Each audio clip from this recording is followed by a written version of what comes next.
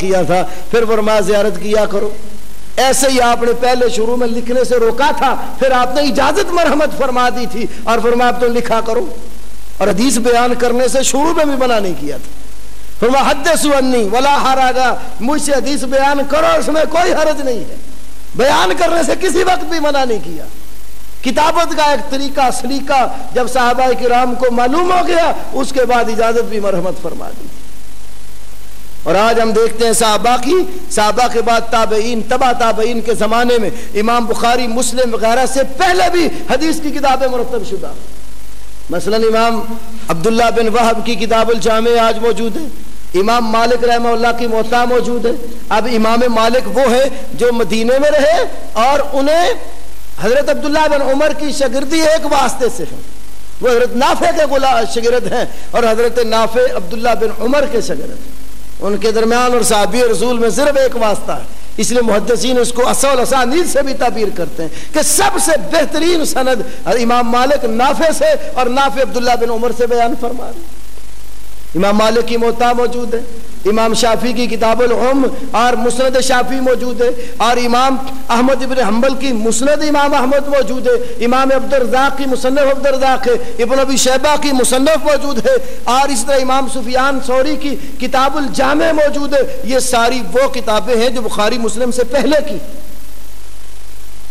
امام بخاری نے آ کر ایک سب سے ایسا کام کیا جو پہلے محدثین میں سے کسی نے نہیں کیا تھا.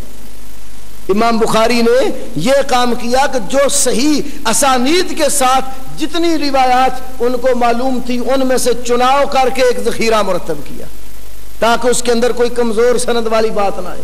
یہ انشاءاللہ ہم جب بخاری کا درس آئے گا اس میں یہ بات عرض کریں گے.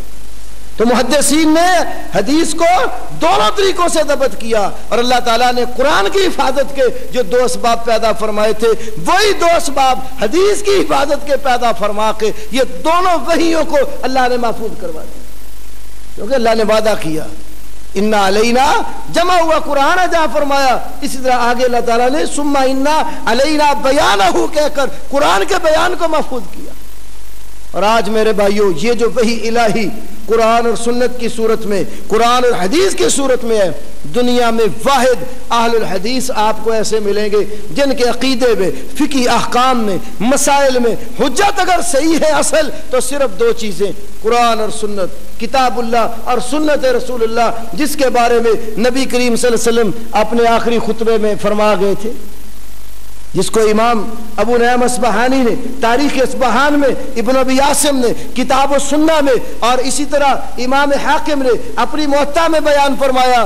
آپ نے کہا لوگو ترکت فیکم ما ان اعتصمتم بہ،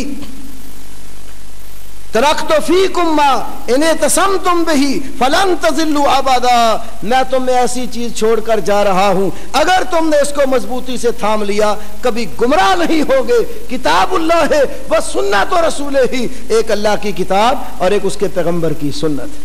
تو ہماری یہی دعوت ہے کہ اصل دین اللہ کی وحی پر مبنی ہے، وحی الہی قرآن اور سنت کی صورت میں ہے. یہ اصل دین ہے. جو چیز کتاب اور سنت کے موافق ہے اس کو ہم قبول کرتے ہیں. وعلی الراس والعین، جو چیز کتاب اور سنت سے ٹکرا جاتی ہے کہنے والا کوئی ہو وہ دین میں قطعاً حجت نہیں ہے.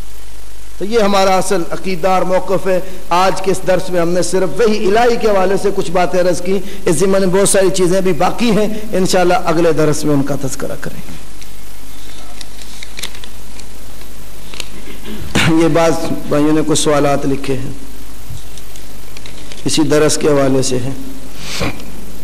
ایک تو یہ اعلان لکھا بھائی نے، صبح بعد از نماز فجر جامع مسجد امیر معاویہ میاں کالونی میں بھائی ابو ہاشم صاحب کا درس ہوگا. یہ ایک سوال بھائی نے لکھا، وحی کی کل کتنی اقسام ہیں؟ القاء کیا ہے؟ چونٹی کو حضرت سلیمان کی خبر کیا وحی کے ذریعے دی گئی؟ ایک ہے وحی جو اصطلاح میں معنی ہے. اصطلاح شرع میں وحی اس مخفی پیغام کو کہتے ہیں جو اللہ تعالیٰ اپنے پیغمبر کو دیتا ہے. اور ایک ہے لغت میں معنی. لغت کے اعتبار سے وحی کا لفظ القاء، دل میں کوئی چیز بات ڈال دینے کے اوپر بھی ہوتا ہے. تو یہ جو چونٹی والا مسئلہ ہے یہ القاء کی صورت سے تعلق رکھتا ہے. تو اصطلاح میں جب وحی کی بات کرتے ہیں تو وہ وحی ہے جو اللہ تعالیٰ خفیہ پیغام بذریعہ فرشتہ یا کسی اور طریقے سے، جس کا سورہ شورا میں اللہ نے ذکر فرمایا کہ ما کان لبشر ان یکلمہ اللہ الا وحیا او من وراء حجاب او یرسل رسولا، تو اللہ تعالیٰ جو ہے کسی اپنے پیغمبر کو، اپنے نبی کو جو مخفی پیغام دیتا ہے، شریعت کی اصطلاح میں وہ وحی ہے، اور وہی ہماری اس درس میں مراد ہے۔ ایک سوال بھائی نے لکھا، سیاستہ حضور پاک صلی اللہ علیہ وسلم سے 3-4 صدیاں بعد مرتب فرمائی گئی، اگر آپ غور فرمائیں تو میرے درس میں اس کا جواب ہو گیا ہے۔ سیاستہ کے تمام مصنفین محدثین اجمی لوگ ہیں، یہ بات بھی بالکل ہی غلط ہے، اب سمجھنے والی ہے، پراپوگنڈا ہے ایک بہت بڑا۔ بعض لوگ کہتے ہیں حدیث جو ہے یہ اجمی لوگوں کی سازش کا نتیجہ، اجمیوں نے مرتب کی۔ پہلی تو بات یہ ہے کہ یہ فرق کرنا ہی غلط ہے کہ یہ اجمی اور یہ عربی ہے، کہ اجمی جو بات کرے، جو بات محفوظ کرے وہ حجت نہیں، اور عربی محفوظ کرے تو وہ حجت ہے۔ نبی صلی اللہ علیہ وسلم نے اپنے آخری خطبے میں کیا فرمایا تھا؟ کسی گورے کو کسی کالے پر، کالے کو گورے پر، عربی کو اجمی پر، اجمی کو عربی پر کوئی فضیلت نہیں ہے۔ فضیلت تقوی کی بنیاد پر ہے، جو قرآن کہتے ہیں ان اکرمکم عند اللہ اتقاکم۔ تو اس لیے محدث، حافظ، خواہ وہ عرب کا رہنے والا ہو یا عجم کا ہو، اس کی ثقافت، امانت، دیانت وہ صحیح ہونی چاہیے۔ دوسری بات یہ کہنا کہ محدثین سارے اجمی تھے، یہ بات بھی غلط ہے۔ بڑے بڑے محدثین عربی تھے اور عرب قبائل سے ان کا تعلق تھا۔ مثلا امام مالک، ان کی ہے نا موطا حدیث کی کتاب، ذو اسبا قبیلے سے تعلق رکھتے ہیں، یہ عرب کا قبیلہ ہے۔ امام شافعی یہ قریشی ہیں، ان کی کتاب مسند شافعی، اور اسی طرح کتاب الام آج بھی موجود ہیں۔ اس طرح امام حمیدی جو امام بخاری کے استاد ہیں، صحیح بخاری میں امام بخاری پہلی حدیث ہی نیت والی اپنے اس استاد سے لائے، جن کی مسند حمیدی حدیث کی کتاب طبع ہوئی ہے، یہ بھی قریشی قبیلے سے تعلق رکھتے ہیں۔